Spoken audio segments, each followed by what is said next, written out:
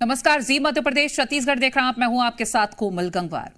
भारत चीन के बीच मौजूद सीमा यानी कि एलएसी पर जिनपिंग सेना ने खुद ही अपना टेंट उखाड़ लिया है और चीन के सैनिक उल्टे पांव पीछे जा रहे हैं। दोनों देशों के बीच नए समझौते के मुताबिक चीन की सेना वापस उसी जगह पर तक पीछे हटेगी जहां वो अप्रैल 2020 में थी।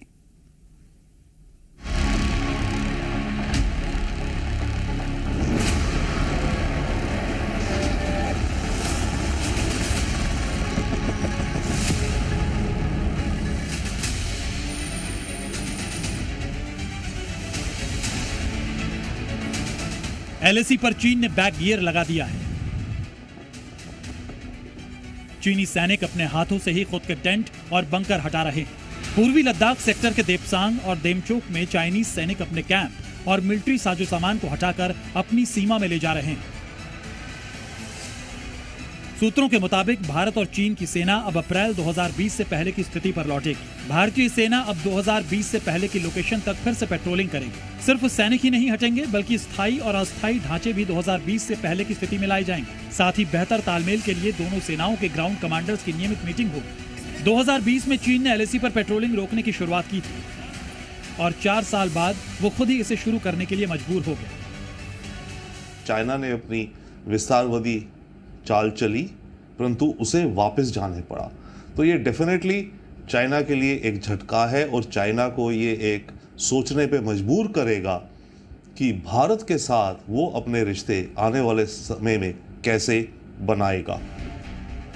23 अक्टूबर को कजान में प्रधानमंत्री नरेंद्र मोदी और चीन के राष्ट्रपति शी जिनपिंग की मुलाकात में सीमा पर पीछे हटने के फैसले पर मुहर लगी।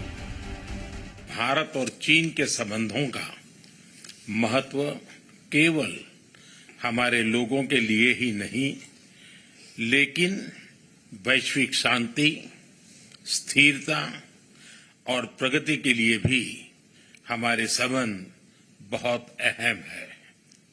एक्सेलेंसी, सीमा पार पिछले 4 वर्षों में उत्पन्न हुए मुद्दों पर बनी सहमति का हम स्वागत करते हैं। सीमा पर शांति और स्थिरता बनाए रखना हमारी प्राथमिकता रहनी चाहिए।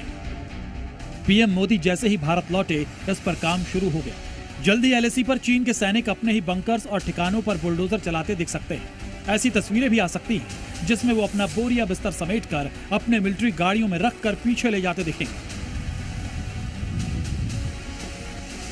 फरवरी 2021 की ये तस्वीरें देखिए। उस समय जब चीन अपनी पोजीशन से पीछे हटा तो उसने खुद ही अपने बनाए हुए स्ट्रक्चर को तोड़ा था। अब समझिए कि आगे क्या होगा। भारतीय सेना के सूत्रों के मुताबिक 22 अक्टूबर से पीछे हटने की प्रक्रिया शुरू हुई थी और इस महीने के अंत तक पूरी हो जाएगी। एलएसी पर पेट्रोलिंग का काम इस महीने के अंत तक शुरू होने की उम्मीद है। पेट्रोलिंग करने के लिए अब नया नियम बनाया गया है जिसमें दोनों सेनाएं एक दूसरे की पेट्रोलिंग की खबर एडवांस में देंगी। इसका मकसद गलवान जैसी झड़प को रोकना और पहले जैसे हालात बनाना है। इसके साथ ही भारत चीन के बीच इस समय दूसरे इलाकों में भी सेना को पीछे हटाने को लेकर चर्चा जारी है। जो अरुणाचल का मुद्दा है जिसको चाइना क्लेम करता है, उधर अक्साई चिन जो चाइना लिए बैठा है, उनका रेजोल्यूशन बहुत ही मुश्किल होगा।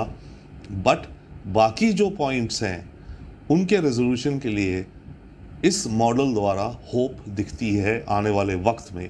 बट हाँ, चाइना का कुछ कह नहीं सकते, वो एक कदम आगे 2 पीछे भी जा सकता है, जाता है।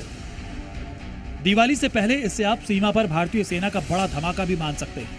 बॉर्डर पर पीछे हटने का काम एलएसी पर शुरू हुआ है और इसका कबूलनामा आज चीन की राजधानी से जारी किया गया।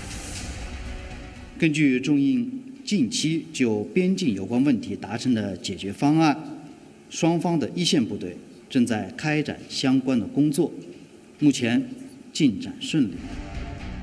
4 साल के बाद पूर्वी लद्दाख में हालात सामान्य बनने जा रहे हैं। हालांकि इस महीने के अंत तक एलएसी पर भारतीय सेना लगातार चीन के पीछे हटने की निगरानी करेगी, क्योंकि धोखेबाज चीन की बातों पर बिना सबूत देखे भरोसा करना नामुमकिन है। ब्यूरो रिपोर्ट, जी मीडिया।